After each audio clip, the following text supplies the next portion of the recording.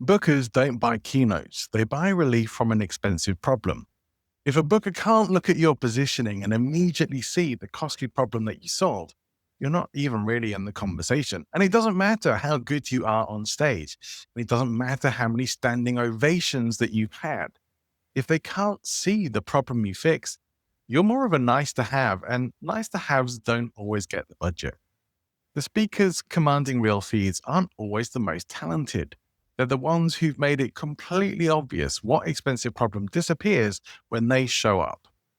If that hits somewhere uncomfortable for you, follow or subscribe, because in the next video, I'm going to show you exactly how to test whether your positioning is doing that job or quietly costing you bookings.